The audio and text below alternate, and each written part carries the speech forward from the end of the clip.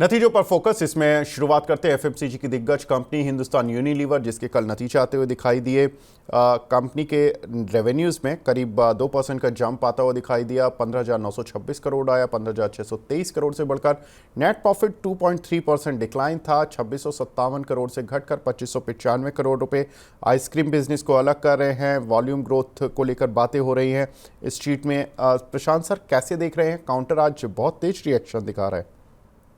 I think yes, आपने Nestle का भी देखा होगा। रिजल्ट्स के बाद जो नेगेटिव ग्रोथ आया उनमें 1% का, उसके बाद भी नेस्ले में बहुत पिटाई हुई थी। मतलब वही सेम एक्सपेक्टेशन था, बट ऑब्वियसली स्टॉक बहुत पिट चुका था लास्ट एक महीने में। बट यस, अगेन एक्सपेक्टेशन था कि 4 to 5% वॉल्यूम ग्रोथ आएगा, but again it was around 2%, so it is very much below the street expectations in terms of volume growth. Plus in terms of margin also उन्होंने कुछ मार पड़ी है margin में भी। तो these were not expected by the markets की एक एफएमसीजी कंपनी जहां पे कंजम्पशन स्टोरी इतना स्ट्रांग बता रहे थे, वहां पे ये वीकनेसेस आते हैं। तो it has started from DMart, it has started from Nestle. Again obviously I think eight these levels again everything is discounted. यहाँ मुझे लगता है कि यहाँ से डाउनसाइड बहुत है। टेक्निकली ओवरसोल्ड पोजीशन में जा चुका है HUL. For a long term investor this sell off should be used as a opportunity to buy. जी, तो सर बाय करने के लिए ये लेवल्स ठीक हैं? I think yes, 2500 can be a good level to start accumulating HUL kind of stock. Okay. दूसरा counter sir, Piramal pharma आज ऑलरेडी रिएक्ट तो कर चुका है। काउंटर के रिजल्ट्स ही कुछ इस तरह के देखने के लिए मिले हैं। रेवेन्यूज़ में 17% का जंप, एबिटा 29% बढ़ा, मार्जिन्स 13.9 से बढ़कर 15.2। लेकिन सबसे इंपॉर्टेंट था प्रॉफिट, जो कि 5 करोड़ से बढ़कर 23 करोड़ रुपए रहा और करीब 360% का जंप नेट प्रॉफिट में आता हुआ दिखाई दिया। हालांकि स्ट्रीट की एक्सपेक्टेशन 30 करोड़ की थी, लेकिन चूंकि मार्जिन्स और एबिटा बढ़ गए तो इतना ज़्यादा टेंशन लेने की स्ट्रीट को ज़रूरत नहीं थी और काउंटर पर रिएक्शन भी आ गया। सर, पिरामल फार्मा चूँकि लगातार 2 क्वार्टर से ठीक ठाक रिजल्ट्स दे रहा है, एनालिस्ट की रडार पर आ चुका है। Q1 में भी हमने देखा था कि 145-150 के लेवल्स पर चल रहा था, वहाँ से अपग्रेड आने शुरू हुए और अब 235 पर आ गया है। ये लेवल सही है बाय करने के लिए या होल्ड करने के लिए? आई थिंक पोस्ट डीमर्जर अब ये स्टॉक अभी एक अच्छे लेवल पे आया हुआ है और रिजल्ट्स ने उसको सपोर्ट किया हुआ है। आई थिंक एक लॉन्ग टर्म इन्वेस्टर जो ऑलरेडी ले चुके हैं तो इसको होल्ड करना चाहिए, but not advising them to buy at these levels again, because markets एक बार रिजल्ट होने के बाद फिर से उसका एक प्रॉफिट बुकिंग जोन आता ही है। Good level to buy would be anywhere between 220 के आसपास अगर स्टॉक मिलता है फॉर लॉन्ग टर्म इन्वेस्टर्स, या बाय करना चाहिए। प्रॉफिट बुकिंग करने के लिए मुझे लगता है कि 55 के आसपास, मुझे लगता है कि 255 के आसपास एक अच्छा लेवल मिलता है प्रॉफिट बुकिंग करने के लिए। जी। कुछ एक दर्शक भी सवाल पूछ रहे हैं सर, इन कंपनीज के नतीजे भी आने वाले हैं। जेके पेपर सर, एक हमारे दर्शक हैं मयंक कतपालिया जी, इनके 500 रुपये की बाय प्राइस है। एनएफएल इन्होंने 150 रुपये पर लिए हुए हैं। सर, इनको व्यू चाहिए कि ये होल्ड करें या सेल कर दें इनको? आई थिंक जेके पेपर्स को होल्ड करना चाहिए, डाउनसाइड बहुत लिमिटेड है। 450 का एक स्टॉप लॉस मेंटेन करना चाहिए। ऐसे मार्केट्स में जिस तरीके से एवरीडे एक नया लो बना रहा है मार्केट्स में, तो रिजल्ट्स भी अगर थोड़ा सा भी खराब आता है in terms of margins, in terms of their growth, तो वहां पे बहुत बड़ी पिटाई होती है। अपने एग्जांपल्स बहुत सारे देख चुके हैं। तो मुझे लगता है कि 450 का एक स्टॉप लॉस मेंटेन करके उसको होल्ड करना चाहिए जेके पेपर। और एनएफएल में अगेन आई थिंक टेक्निकली मुझे लगता है कि वो ओवरसोल्ड पोजीशन में जा चुका है। अगर रिजल्ट्स इसको कैसे भी आते हैं, मुझे लगता है कि वो पूरा रिजल्ट इसमें डिस्काउंटेड हो चुका है। Obviously expected numbers are bad only, जिस तरीके से प्राइसेस गिर चुके हैं। अगर वो एक्सपेक्टेड नंबर के हिसाब से ही आ जाते हैं रिजल्ट्स, तो मुझे लगता है वहां से स्टॉक फिर से बाउंस बैक कर देगा। तो ऑलरेडी अगर होल्डिंग है तो stop loss should be yesterday's close. Yesterday close was around 108, मतलब 103, तो 103 का एक स्टॉप लॉस मेंटेन करके उसको होल्ड करना चाहिए। बिल्कुल। कुछ और रिजल्ट्स को लेते हुए चलते हैं sir. AU small finance bank का यहाँ पर हमने देखा कि नतीजे ठीक ठाक देखने के लिए मिले।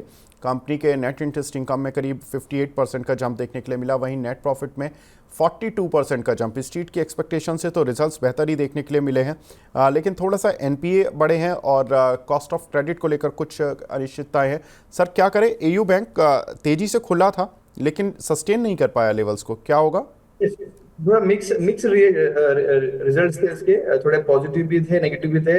बट एसेट क्वालिटी पे जब क्वेश्चन आ जाता है, बड़े बैंक हो या स्मॉल बैंक हो, it is a cause of concern for any banks. तो मुझे लगता है कि वही एक रीजन रहेगा प्रॉफिट बुकिंग के लिए। मुझे लगता है यहाँ पे एवरेज आउट करना नहीं चाहिए। अगर स्टॉक फिर से 550, 540, 650, 640 के रेंज में आता है तो वो रेंज में इसको लेने की कोशिश करना चाहिए। But as a long term investor, short term में I think there are lot of hurdles yet to come. बिल्कुल।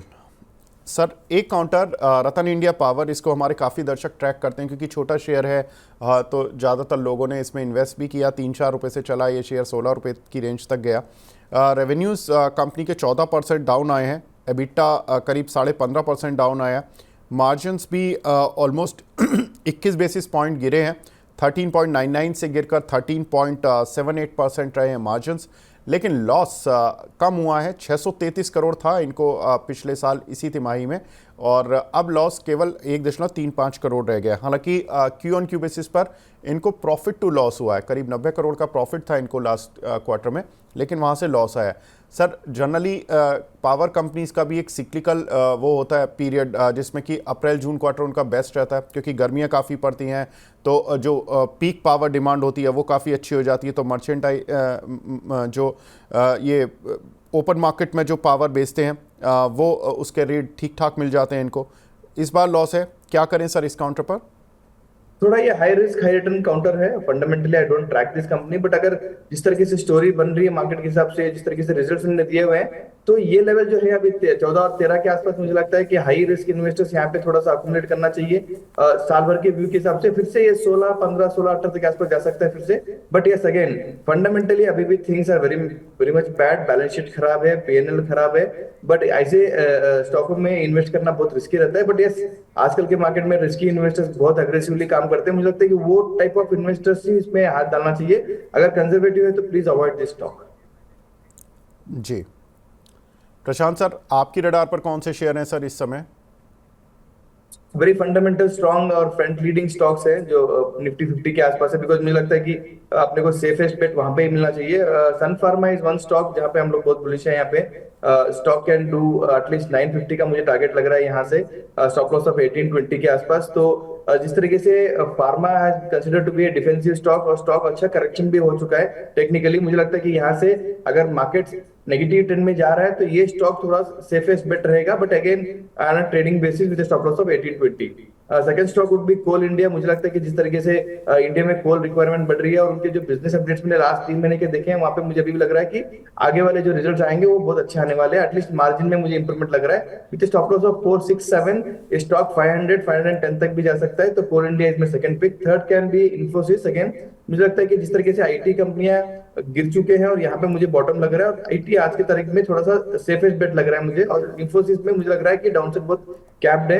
1920 1820 का एक स्टॉप लॉस मेंटेन करके 1920 का टारगेट लेके उसमें ट्रेडिंग कर सकते हैं। बिल्कुल। तो प्रशांत सर की रडार पर 3 काउंटर, खासतौर से लीडिंग काउंटर ही हैं ज़्यादातर। इन्फोसिस यहाँ पर बाय करने की राय है। 1866 पर चल रहा काउंटर, 1920 का टारगेट और करीब 46 रुपये नीचे का स्टॉप लॉस, 1820 का स्टॉप लॉस रखना है। दूसरा काउंटर है सर की तरफ से सन फार्मा, जहाँ पर 28 रुपये नीचे का स्टॉप लॉस रखना है। 1848 पर चल रहा है, 1820 का स्टॉप लॉस रखना है, लेकिन टारगेट्स ठीक ठाक है 1900 और 1950। तो यहाँ पर करीब 52 रुपये और 102 रुपये ऊपर के टारगेट्स आपको सन फार्मा में देखने के लिए मिल सकते हैं। तीसरा काउंटर है कोल इंडिया, यहाँ पर 483 पर चल रहा है काउंटर, 16 रुपये नीचे का स्टॉप लॉस और करीब 27 रुपये ऊपर के टारगेट्स आपको कोल इंडिया पर लेकर चलने हैं, और तीनों ही काउंटर खरीदारी के लिए हैं। प्रशांत सर, आप हमारे साथ जुड़े सर, बहुत बहुत शुक्रिया हमसे जुड़ने के लिए और अपना प्रीशियस टाइम देने के लिए। Thank you for having me.